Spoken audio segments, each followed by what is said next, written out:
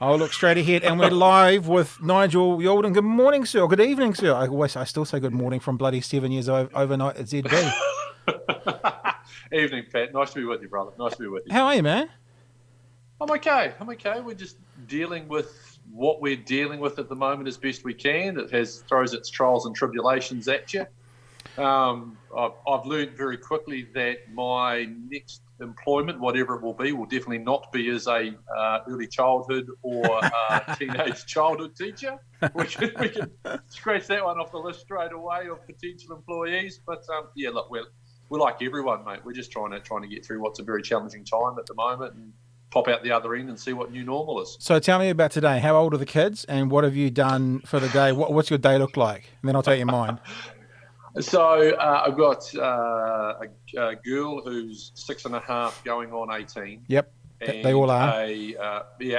My son's 11, about 11 and a half, Christmas Day, bub. And so, morning starts off just sort of trying to get them. They've got their home schooling. My son's obviously got a little bit more structure, being they call, what is it? Well, I know it as intermediates and junior high school up here. Mm-hmm. And so, it's just sort of trying to help him get into his work routine. We've actually developed a nice little sort of pattern for him that seems to work at the moment, and he's got his Google Meets that he's got to go to and all that sort of stuff. And Ayla's just got stuff she's got to do on the iPad, and so just trying to bounce around and sort of help them as much as I can, and leave my wife in the corner doing her work as much as humanly possible, and ply her with tea and that sort of thing when she needs to. So just trying to be a good dad, trying to be a good husband, that sort of thing. We had an opportunity when I was with my kid's mum to do homeschooling way back when. In fact, when I was at ZB, I think I was doing some homeschooling. So this hasn't been that much of a shock to us as compared to many, because we've sort of been here before on some levels. But it's pretty cool having them a bit older. So my youngest is about to turn 11. So I've got 11, about to turn 11, about to turn 14 and 16. And today, some of today's activity, there was school in the morning, there was outside stuff in the afternoon, sort of sitting out on the back lawn with the rabbits playing ukuleles, and then this evening turned into all me introducing them to Austin Powers. And how did that go? Oh, awesome! Because 1997, the first Austin Powers came out. I was at university. Maybe that was when I went back to university for a year, and I had a very close mate there, and I probably saw it 6 or 7 times at the movies. And you don't realize how much of your vernacular comes from these pop cultural things that reference you. So half of what I say when I'm joking with my kids is what Fat Bastard says, in the movie. So and they're constantly, is that where that comes? Oh, is that where that comes from? So that was good. And then 3 of us playing Fortnite. So that was sort of that was sort of our school day today. So not too bad. That's pretty impressive. That's pretty impressive. My parents, whenever my kids go down to see my parents, there's a couple of things I say. They're like, "You got that from Grandma. You got that from Nana, didn't you?" Yes, son, I did. Yeah. Yeah, but it is interesting times, and obviously you have a good portion of New Zealand that knows your name and your voice. And I want to tell you a story. It's a story I've never told you, but I want to tell you a story. And I'm guessing it was 2008.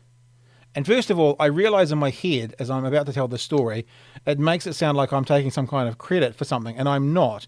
It's more of an acknowledgement of you and who you are and the job you did.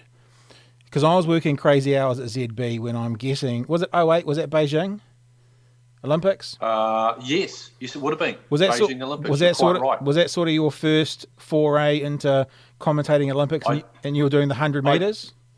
Yeah, I did Com Games 2 years earlier, and I'd obviously done enough, and I was able to go on to the Olympic Games that year. So that would have been my first Olympics. You're right. Yeah, and oh gosh, don't you hate it when people you know very well's name jumps out of your head? Our ex-rugby commentator who moved to sports on One News. Name's just Andrew Saville. And Andrew Saville was the rugby commentator at Newstalk ZB, right? And maybe he had just moved, or was about to move, or something. But we had a boss who's like obviously legendary in the in the broadcast world by the name of Bill Francis. Bill Francis kind of came on board, and he was the guy that sort of ushered in the Paul Holmes and ushered in the Leighton Smiths, and that was his job, to bring in new talent, sort of thing. And for people who don't know, it's much like any workplace. Once a week, once a fortnight, once a month, you sort of have a meeting with your boss and a bit of a go over what you're doing, a bit of a review sort of thing. And I remember, because of the time frame, I was working crazy nighttime hours, and a lot of those Beijing races and stuff were kind of coming in around that midnight 1 a.m. time. And I remember hearing you, and going, holy shit, this guy can make this sound so interesting. And this is the bit that sounds arrogant. I'm not taking any credit for whatever happened, but I don't know if you were maybe, correct me if I'm wrong, but as regular a feature on the ZB Radio Sport world then, because Sav was still around. I remember being in Bill Francis's office and having my monthly catch up, and I went, dude, you better sign this guy, and you better sign him long term, and you better sign him permanently, because he's fucking awesome. Wow. And that was you. That was your commentary, and there was something about you. I think it was the 100 meters doing those, and you could hear it. You could hear that you yourself, that this guy had this voice and this personality to do this job and do it well. And I reckon the last 15 years of doing that is evidence to. I mean, I'm not saying what I saw, like I found you or anything. I'm not. That's why I say it sounds dickish a bit. But what I heard there, and many others heard as well, has been proven out over the next 15 years, I guess. Yeah, I mean, I love sport. I mean, look, that moment, if you were half decent as a commentator, there's no way you could have messed up that 100 metres final. You just had to do your job, call what you saw, call greatness. I mean, guy broke the world record, absolutely destroyed it, went on, won the 200, completed, the treble with the Jamaican relay team, and then went on to do it for the next 3 Olympic Games. I mean, we were watching greatness, and you get, you're just very fortunate to be in the chair when those moments of brilliance happen. Same with Isn't-by-Ava with her world record. Same with Steve Hooker, the Aussie, who broke the Olympic pole vault record at that very same meeting. Sometimes you just get a break. David Rudisha, same sort of a deal. As long as you do your job properly as a commentator, and you love what you do, and I definitely love what I do, Pat. It was absolutely brilliant. You do you if you're half decent, there's no way you can cock that sort of stuff up. And I mean, it was extraordinary. It was just extraordinary, and the buzz that he created. Yeah, it was hard not to get swept away in it. Yeah, I'm sure you're being slightly humble there, because I'm sure. I mean, it would be possible to balls it up if you didn't have that skill set to do it anyway. But I hear what you're saying. I just think about Usain Bolt. The tragedy of the Usain Bolt is that Polonka, who bloody tested positive, so he couldn't go 3:33. Ended up going 3:32, which was pretty amazing. But just that, I wonder if that person, that other runner that was found positive, is has to flee Jamaica and never be seen again, or something like that. Well, I mean, look, the treble. That's what he would have. That's what he would have had. That's what he's cost him. And you look at some of those. Things. But I mean, you look at Mo Farah going back to back double, but there's just that massive cloud over him. But you really just get caught up in those moments. Yeah. And at the time, that moment was absolutely brilliant. And then he came back and destroyed the 200 meters record. And that was to me, as someone who enjoyed watching track and field, 200 and 400, the records of Michael Johnson, who's just the man in my opinion. Yep. They were the ones. So when Usain came out a couple of nights later and broke the 200, we're like, holy wow, this guy is legit. And the same way we looked at Wade van Niekerk at the last Olympic Games, running in lane 8, taking down Michael Johnson's time again. Just like, man, that's some race, and because the guy you're comparing it to is just, Johnson was extraordinary. But just amazing to be involved in that particular track and field meeting with Bolt, with Isn't-by-Ava, obviously Valerie Adams at the time as well, Nick Willis. Winning bronze on the night, I later would get upgraded to silver, and some people actually think with the thing that's happened now with the guy who finished silver, maybe it's actually a gold medal. We just don't know it. But those things, you just sort of sit there and you pinch yourself and you try to go to sleep at the end of the night and you can't. I'm sure as well you're all over The Last Dance. I mean, I was playing basketball at high school in the 80s, was my gig. through the early 90s, I was playing socially, but sort of, up to sort of second grade around Auckland basketball and stuff. And I've still got, in fact, if you go on my Instagram feed, go back a few months, you'll see my kind of 45 Shaquille O'Neal basketball cards from the early 90s, all still pristine. It was my era for playing and watching. And it just made me think when you were talking about greatness, I put a tweet out. I was watching episode 8, obviously on Monday night, like anyone who's interested in it does straight away. And quote from Michael Jordan. I'm reading it off my phone because I tweeted out. This is what Michael Jordan said talking about competing, He goes, when people see this, they're going to say, well, he wasn't really a nice guy. He may have been a tyrant. Well, that's you because you never won anything. And I'm like, when I heard him say that, I was like, holy crap. Okay. I mean, for all the stories about, him having fights with his teammates and that, but when he said that, when he basically goes, other people see me as a tyrant, the reason you see me as a tyrant is you never won anything. I won everything, you never won anything. And just seeing that story again has been amazing. It's been an amazing documentary. I know we've still got a couple more episodes to go, but geez, it's brilliant storytelling. Yeah. Just absolutely majestic. But yeah, I mean, Michael Jordan just pulls no punches. And I've enjoyed it, and I think it was like a lot of people, and there was a lot of preamble, obviously, to the start of that Last Dance, and you would have read a bucket load of it as well. Yeah. What are we going to think?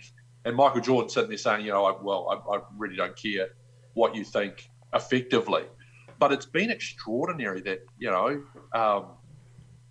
the guy carries some serious grudges, and how he used that.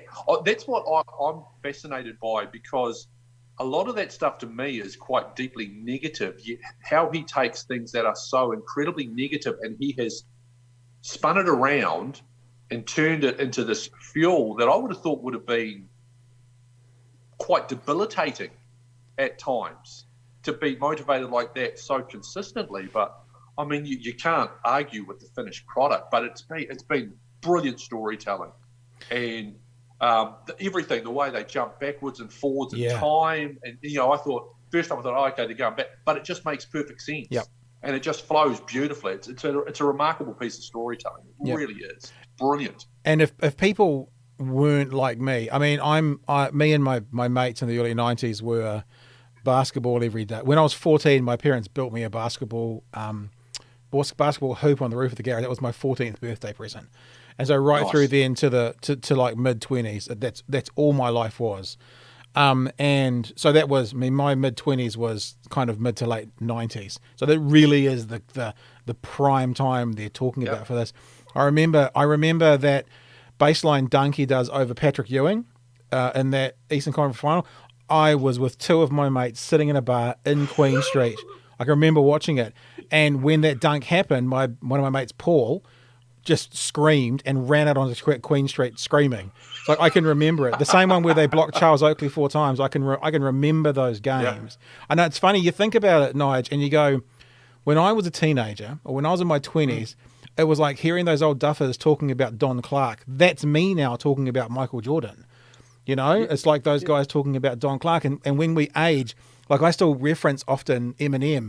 Eminem was getting close to 20 years ago now. And one day Eminem will play on fucking Coast because that's what happens. And it's a crazy, crazy thought to think about getting older and reminiscing. But if you want to reminisce, The Last Dance is a pretty awesome way to do it.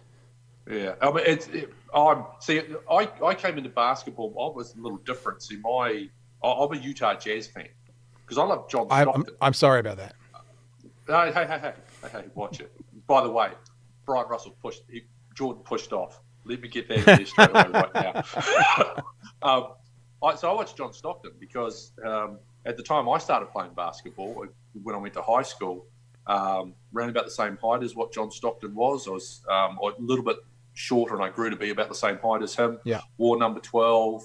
And I'm watching him and I'm like, hey, here's this little white fella. I don't take that the wrong way, but it was just the way that it worked at that time. It's like, here's this little white fella playing amongst these giants, and yet he's still able to survive. And that's what drew me into basketball. It's like, okay, you can be shorter, you can have something different, you can pass the ball, you can be a shooter, you don't have to be this big guy who can jump and dunk and that sort of thing. And that's what drew me into it. But that's what was fascinating about Jordan is Jordan could beat you every conceivable way that you wanted. If he had to be a facilitator, which he ended up being at times, he could facilitate. He could just say, right, I'm taking over the game and just drop 25 and a quarter on you if he wanted to. He could shut your best player down defensively. He could get in your head. He could get at you physically after he went through those trials and tribulations with the Detroit Pistons.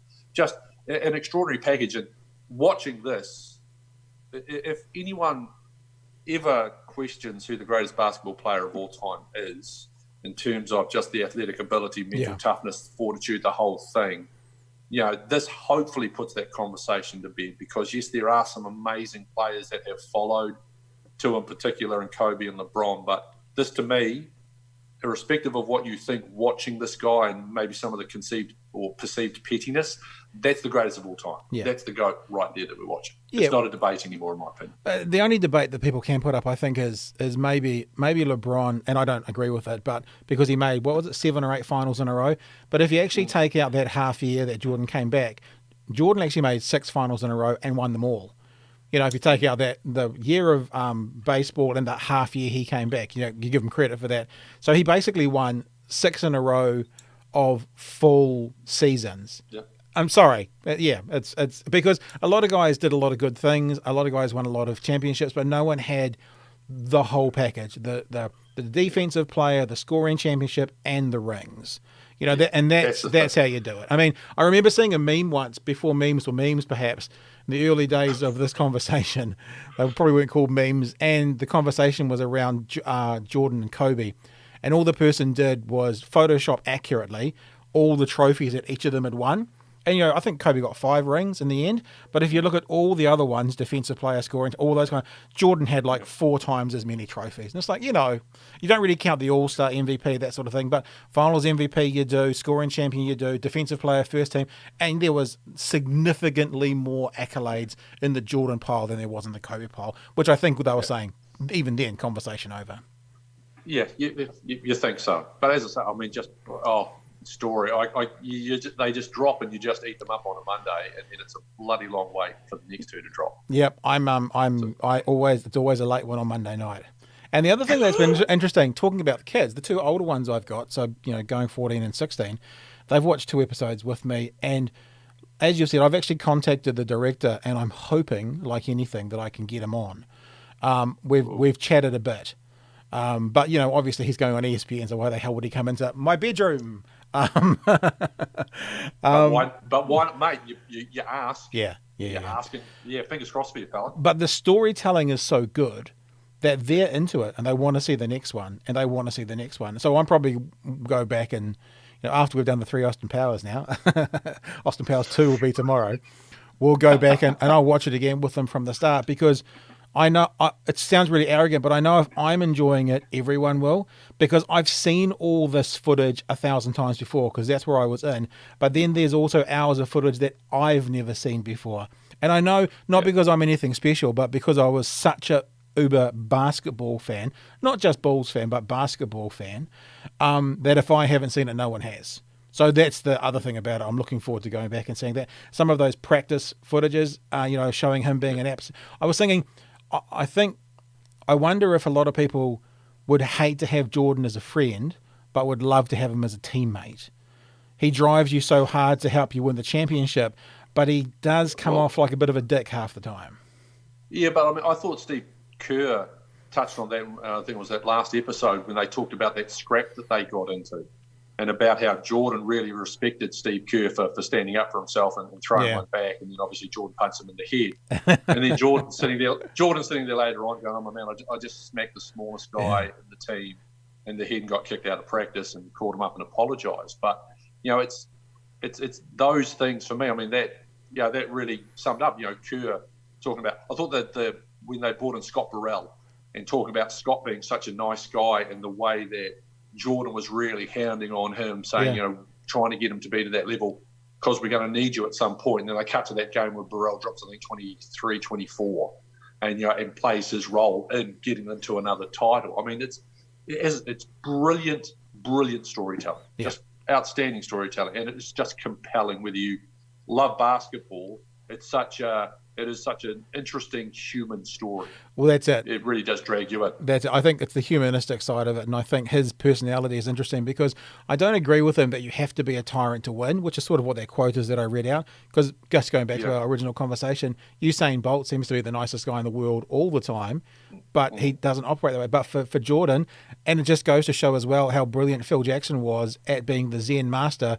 Because if you had a hot head coach, and let's be honest, in practice, a hot head player, and that might be an unfair term to use for Jordan, but a aggressive, pushy player to get the other players to be better, it wouldn't have worked. But to have the Zen master on one side and the sort of aggression coming from your captain, it was the perfect match, Yeah, and we can sit here and you just look at the results, and then it's interesting because if you keep going with Phil's career, and you look at some of those quotes, like that episode when they were talking with Kobe.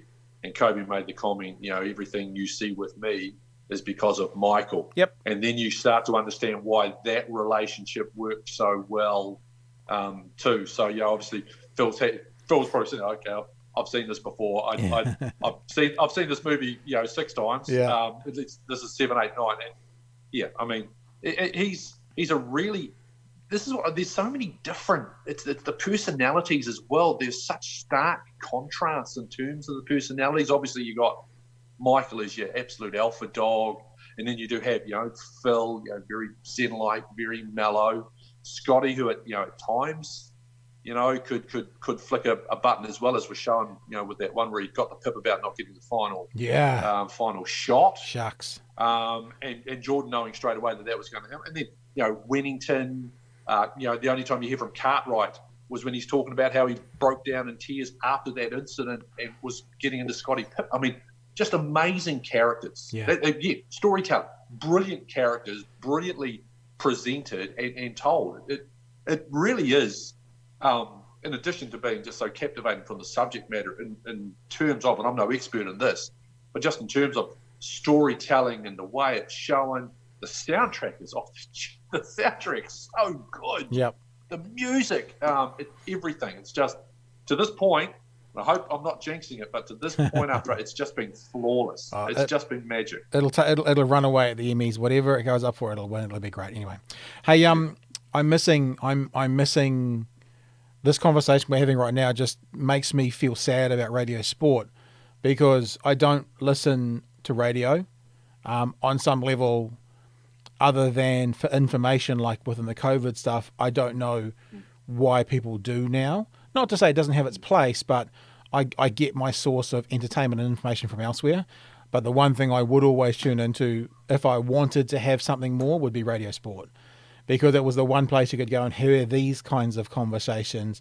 And it was the one place that I remember when I left ZB going, I actually remember applying for a job producing the breakfast show and kind of going, I was talking to Pete Everett about it and going, we could turn it into, this, and we could bring some humor and we could do it. And ultimately it wasn't for me, but I really miss it. And I'm really sad, as is a lot of the nation, about it not being there. And I understand why.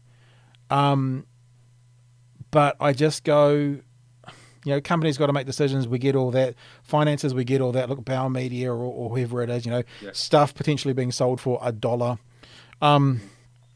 But it kind of feels like, we're all talking about going through this coronavirus period and then coming out the other side. Some things, some people, more sadly, some things, some opportunities have died and will never be back again. And radio sport could be one of those things. And it's devastating. Yeah, you're not telling me anything I don't know. I mean, there's so many good people, not just at radio sport, but as you say, the likes of Bauer and a whole lot of other people who have had, job losses, businesses as well, doing it incredibly hard.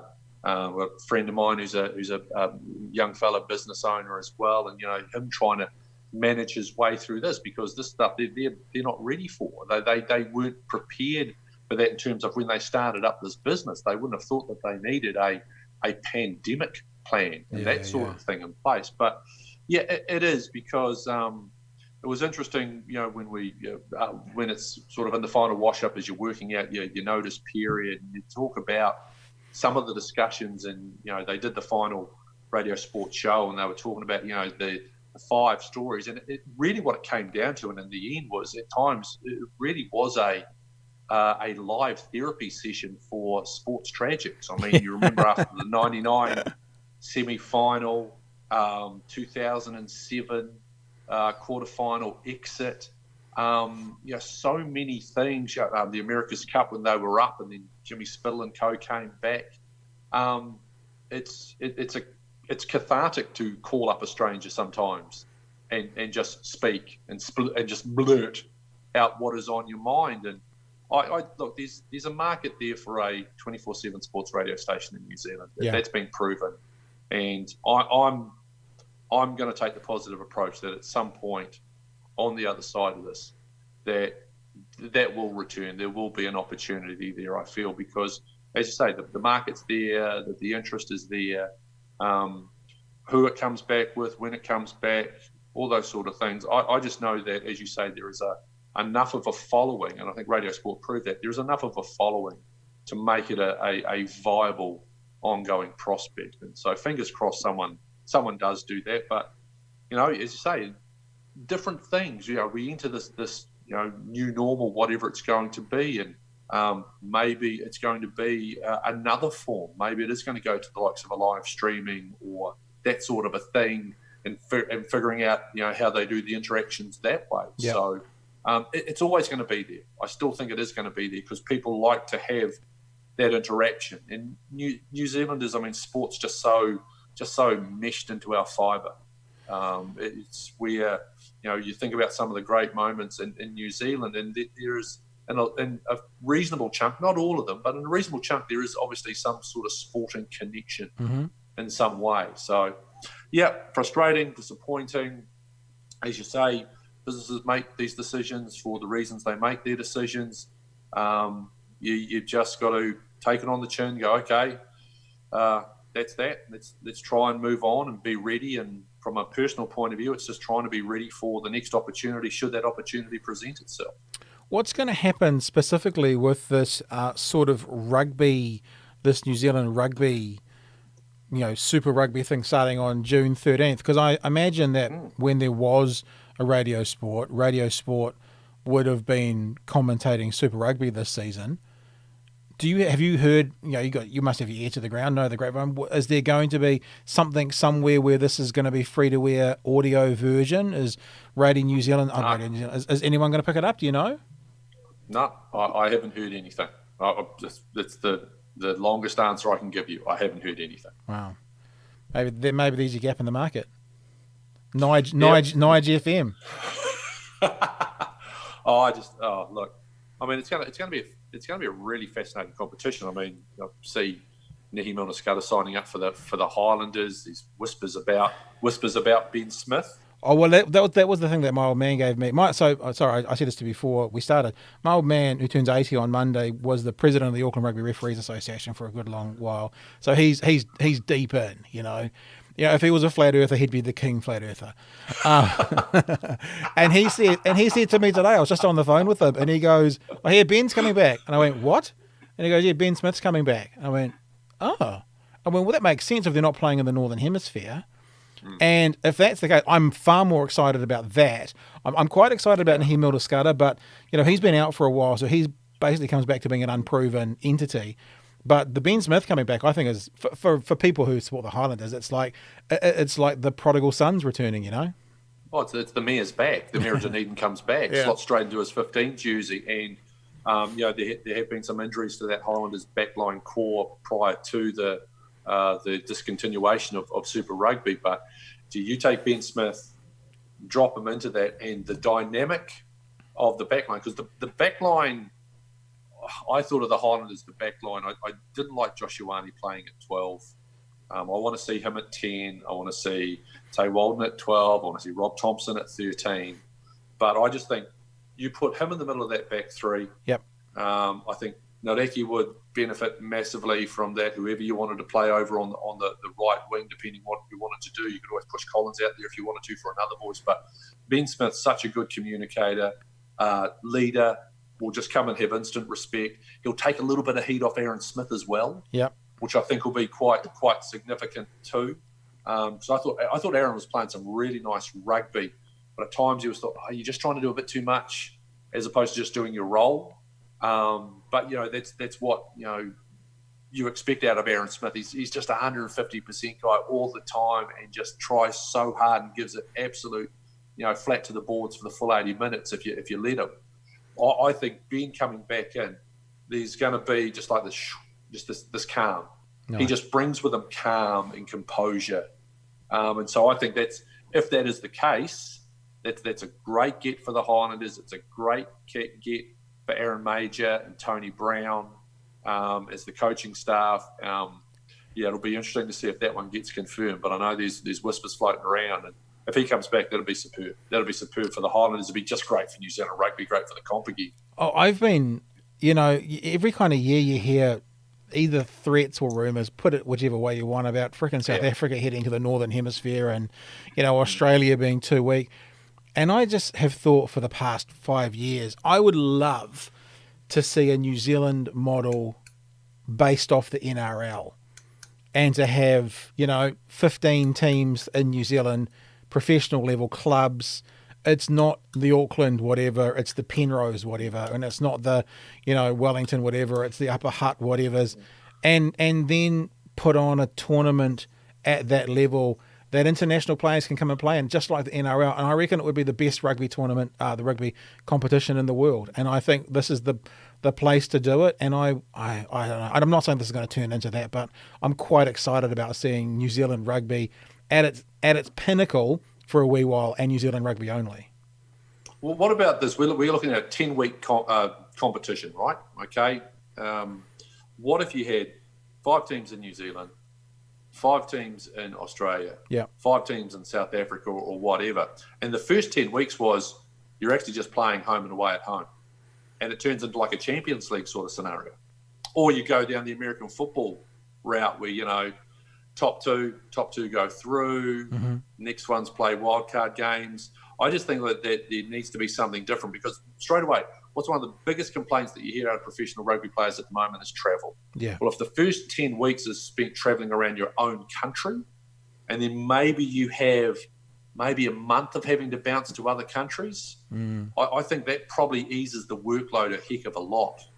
And that's the thing that you always hear when they talk about the rugby, because, I've done these trips over the course of the year, and that's without doing Super Rugby travel. But you follow the All Blacks around. Yep. That last 7 weeks, it really beats the stuffing out of you. And all I'm doing is sitting in a box commentating it. I'm not out there having 110 kg guys run at me, and try and put their shoulders through my rib cage and out my back. For 80 minutes a week.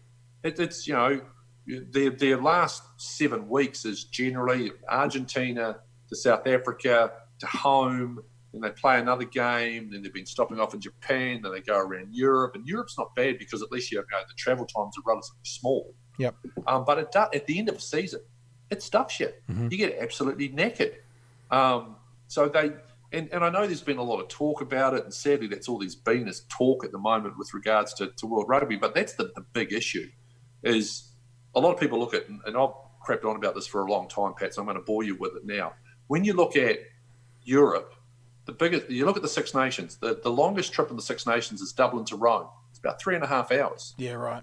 The shortest trip in the Rugby Championship is Auckland to Sydney or Auckland to Brisbane. That's 3.5 hours. The distances, you look at the competition and go, we need something like the Six Nations. That's great. But, gee, when you only have to travel, 3 hours down the motorway from England to get to Wales. Yep. It's a completely different kettle of fish to sort of having to go from Auckland to Sydney and Sydney to Johannesburg, and you've got to bounce on here and there. There's got to be a better way, and there needs to be more concession. Now, there has been concession, sort of getting a little bit off track here from the Super Rugby thing, but there has been concession with the moving of the international window. There doesn't, from southern hemisphere nations, or I should really say the nations outside of Europe. Yep. Because that's actually the divide. It's not Northern Hemisphere, Southern Hemisphere. It's UK, Europe, and then there's the rest of the world. There just needs to be something that comes back from there. And it just isn't forthcoming enough for my mind. And I don't know whether it will be forthcoming enough sort of going forward. But maybe this COVID sort of maybe shakes a few minds up there. It's like, okay, we've got to try and do our part got to do something a little bit different here. Maybe this is going to be the catalyst that World Rugby needs, that a lot of sports, I suspect, are going to need. I think, the COVID thing's interesting because I had Martima Davidson on Friday. And, I kind of said to her, and this theme's come up a few times in the podcast, that we could actually be a little isolated bubble of New Zealand. And they're talking about Australia and the Pacific Islands as well. But, there's every chance that until we get a vaccine, I was thinking injection, a vaccine, the Northern Hemisphere in America could be out of bounds for the next 12 months. Yeah. So at the very least, like the Champions League thing's interesting. If it was something like, you had enough teams in Australia to play their own tournament internally, enough teams in South Africa, enough teams in New Zealand, maybe you'd incorporate the Pacific Island teams with Australia to give them a couple of extra teams, and then you had a round robin at the end or something. What you could do between seasons, once we get back into it, is include the Heineken Cup, include other parts, and then maybe you would have a genuine sort of World Club Championship with one or two teams from every region. But I still think that South Africa has the eyes, the numbers, the viewership. It's a bit like India with cricket, right? But we didn't win the last one, but I predicted we wouldn't win the last World Cup. But in general, New Zealand seems to have... Well, I mean, I was actually I did a podcast called ABs, Watching the ABs, and I did one with Case Muse. And I said, if you said 9 years ago, will the All Blacks win 3 in a row? I just say, statistically, it's unlikely. So that was sort of if it's statistically unlikely then it's still unlikely now. And there's going to be an upset at some stage. So that was sort of my position on the Rugby World Cup. But I still think New Zealand produces the best rugby. And it's like...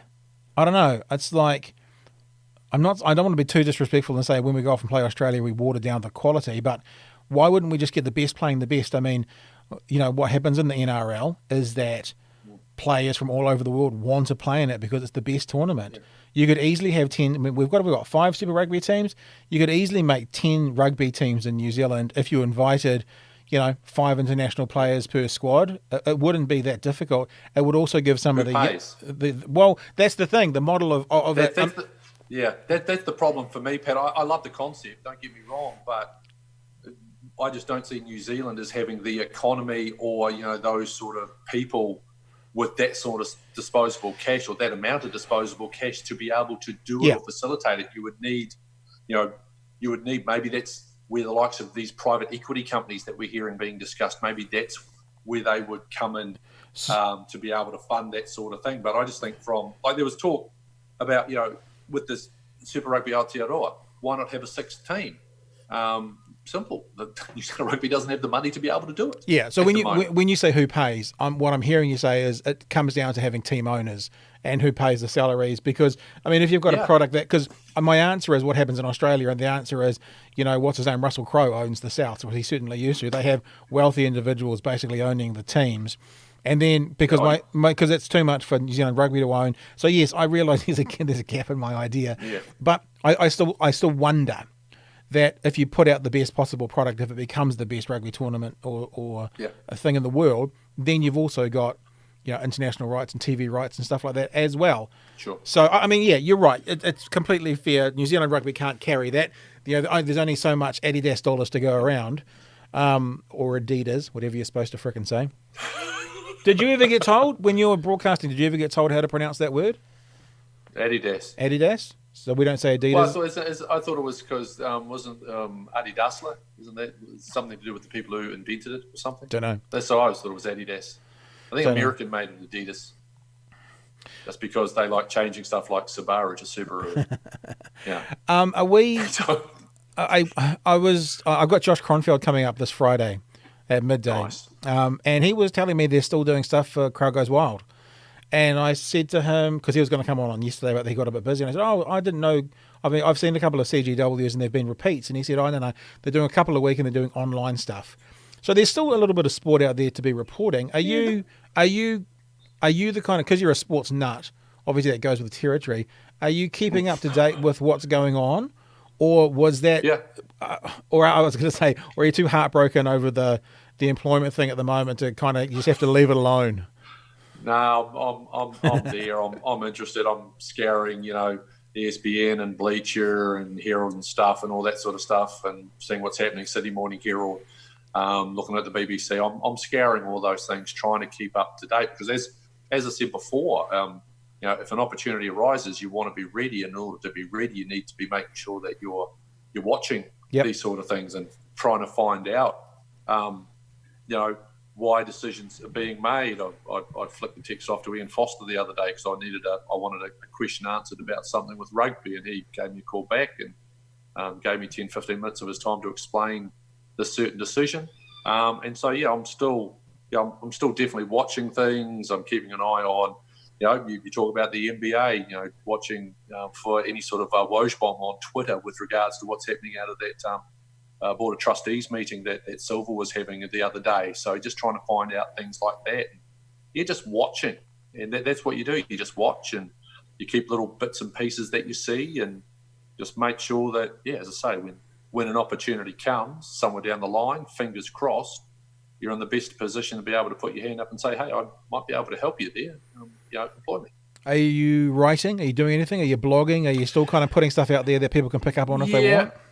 Yeah, I am. I think I've got a lot of people. I've just got a little Facebook page, Nigel Yalden Sports. I put a few things out on there, just some thoughts, observations, articles that pique my interest, because I like, the longer form of writing. Yeah. When some of that stuff, just really interesting. Like I found a piece there was written by Chris Anstey,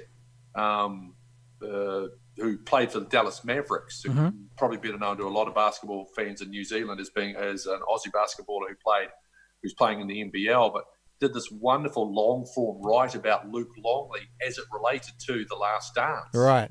And it's a fascinating piece. So I find things like that and I pop it up because that piques my interest. And I'm like, I'm going to share that because, it's a great read. It was really neat insight about Luke and why maybe Luke isn't part of, we haven't seen him yet being interviewed with regards to The Last Dance. And so just little things like that there. But I'm keeping my finger in, and I'm a very slow writer, but I do like to write and have my opinion, and I'll be doing that over the course of however long before I find gainful employment, whatever that is, hopefully in the sports industry.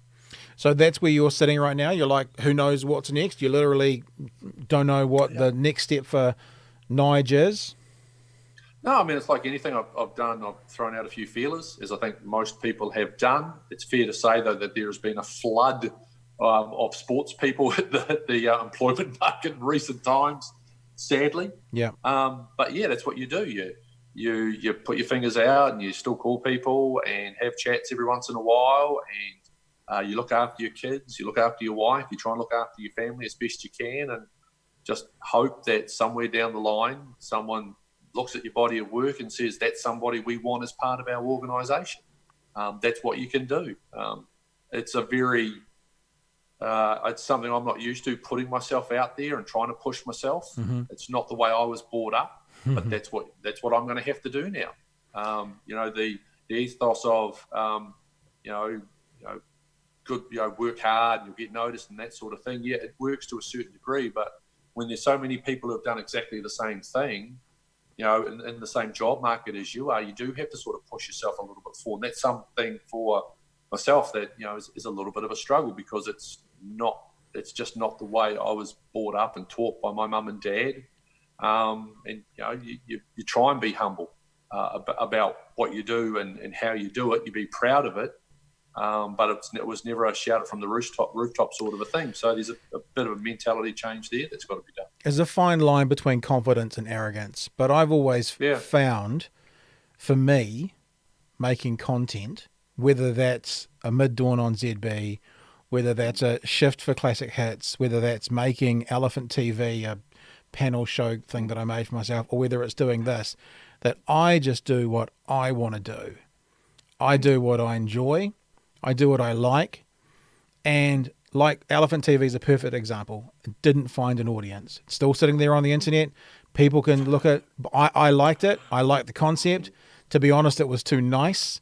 So basically, it was a product made for churches that we would take a topic that within this group of people, there was disagreement. So the perfect example is same-sex marriage. We did an episode on same-sex marriage, and we had people in the church talking about it in a positive way, and people in the church talking about it that they didn't think it was okay.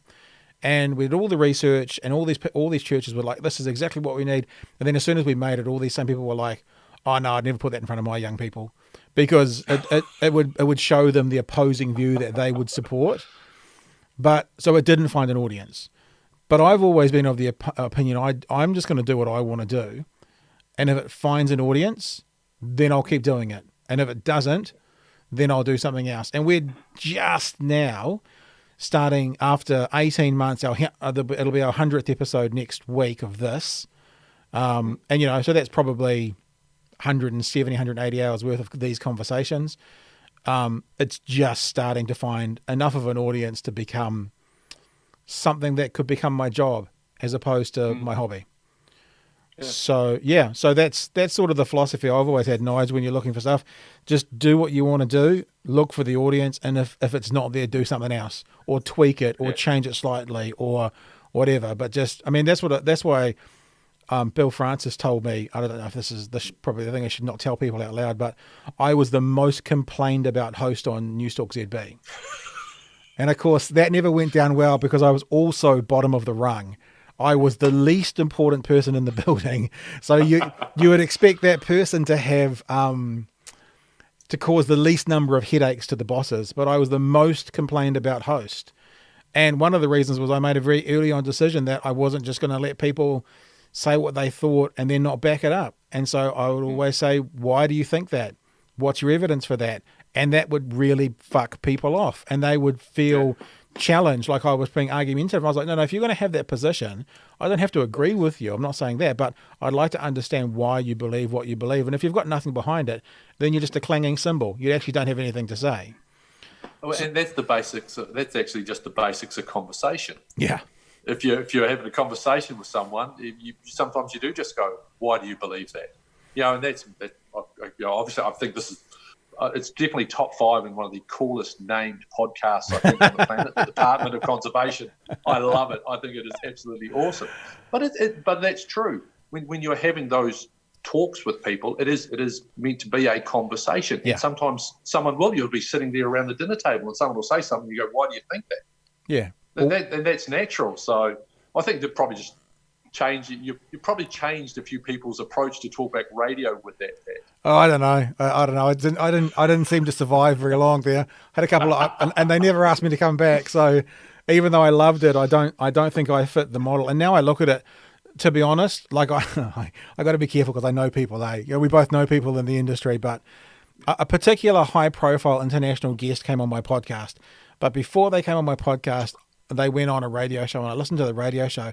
And the first thing I said to them when they came on my podcast, which I probably shouldn't have said, is, "Are you okay? That was terrible. Are you okay? Can we do anything to help you get over that interview on the radio?" Because it was just the most banal, just the worst questions you could ever ask someone. I can just imagine getting up at 7 a.m. to go and do. I listen to comedians in America, and they all go, "We don't do breakfast radio anymore." Because, you get up at 6 o'clock in the morning and you go and do this show and to promote your show in town that night.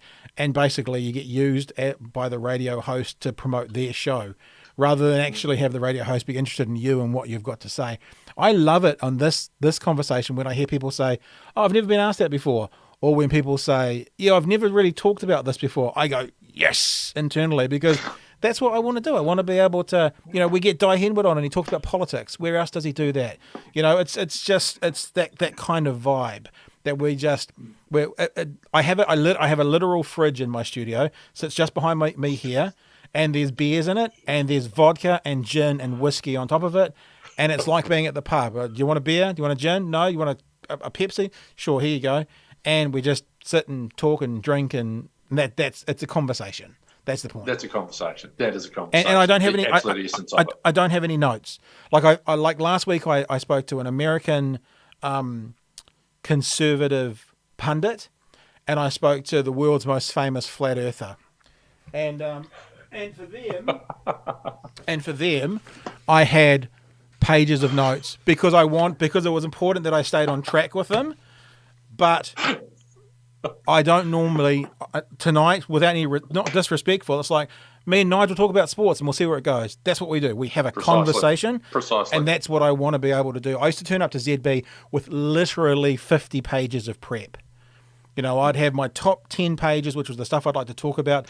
And then when the fuckers wouldn't phone up between 3 and 4 in the morning, I'd have 12 pages of things that I could span out for 10 minutes to get me to the next ad break. And that would be it, you know. So I'd much rather just have a virtual beer, have a real beer if you're in my studio, and spit shit. You know, that's what we want to do. Yeah, precisely. And that's I think that's going back to your little bit earlier question. I think that's what just some people do, and that's one of the services that talkback radio can provide. And that's what I think one of the services that Radio Sport provided, and I'm sure that someone, as I said, will provide that service going forward at some stage. Yeah, and I think that radio at its best serves a particular purpose. The reason that Radio Sport never felt that kind of banal thing to me was it was basically experts, you know, knowledgeable people talking about a subject matter in an entertaining way. And I've said this before, the best radio I've ever been involved in, one was, when I say best, it doesn't mean happiest, it means best. One that comes to mind was I was working for More FM when the two towers were crashed into. We became a source of, like, I was on air when it happened. I was on air at ZB when the first earthquake happened in Christchurch. These are the moments where radio and the immediacy of it absolutely rules the roost. And this current COVID thing, television has ruled the roost. Talking to Jack Tame last week or the week before, he was talking about the numbers of people that are tuning into those daily updates on TVNZ are the biggest numbers they've literally ever had on television. And I guess the problem with that media is they're real specific and they serve a real specific point and they're the best at it. But then there's 360 days of the rest of the year of what do we quite do to serve the audience as best we can then. That's the side of it. Whereas doing this kind of thing, and I'm not actually talking this particular one up, it's like we just do what we want when we want, and when we don't want to do it, we don't do it. And if people like it, they'll watch it, and if they don't, they won't. So it's good, and that's, as I say, as you say, that comes back to your point with I'm going to do what I want to do, and you get that kick that you want yourself out of it, and that is something that I think you still need in jobs. A lot of people, we do things for certain reasons. That right at the very crux of it, there does have to be that little bit of selfishness. Mm-hmm. You've got to do it for yourself, because that's where you get the fulfillment from.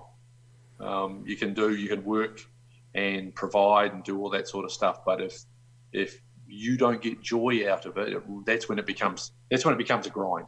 When you get that joy out of it, it doesn't feel like a job. Yeah, and that was one of the reasons, and I've talked about this before, why I left ZB. I hadn't lost the joy. I loved that job. I even really liked the hours, but I knew I couldn't do it forever. And I rather would have left loving it than getting to the grind and going, this is too much for me, than losing the joy of it.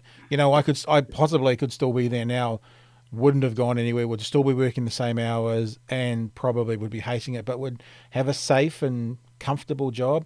Talked to one of my kids the other day about living a boring life, not taking risks, following, being a follower rather than a leader.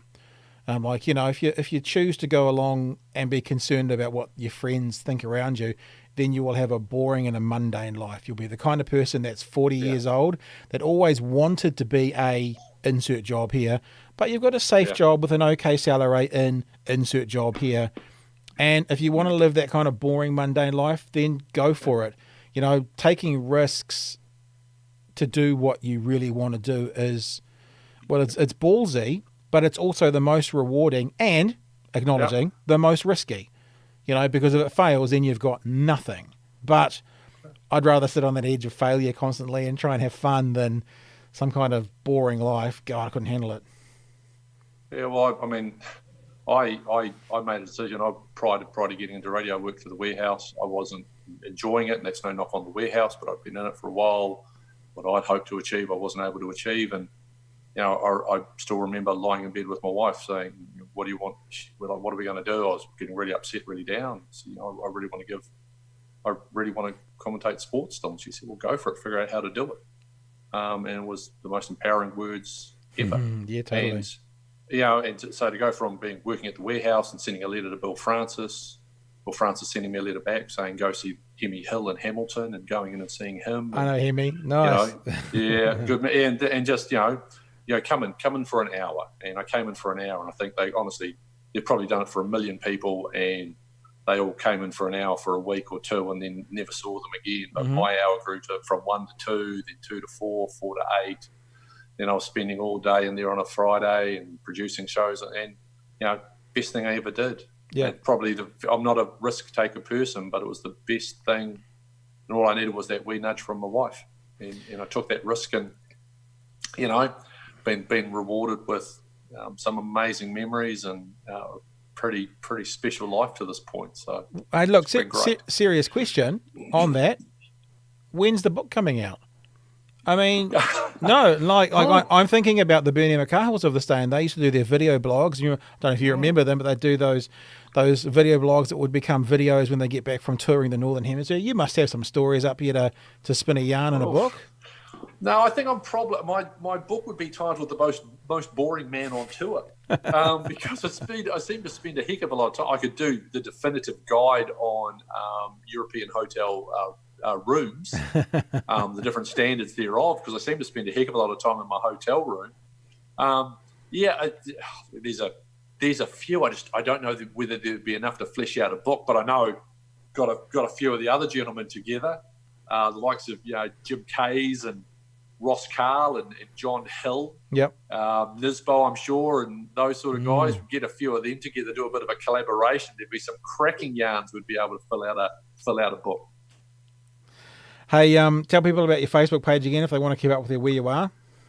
Yep, Nigel Yalden Sports, nice and easy on Facebook. As I say, do the odd Facebook Live, a little bit of audio comment, a little bit of written stuff, post books, that sort of post stories that I like, mainly longer form, get opinions, bit of news, bit of information, just trying to put out the sort of information that I like to see as a sports fan. And just echoing that point that what a good source of place to go and get information as well. I mean, listening to Nigel for all of these years, you couldn't find a better curator of this information if you're interested in sport as well. So go check him out. Thank you, man. Appreciate that. Nigel, thanks for joining us tonight, mate. It's been a blast, and we'll stay in touch.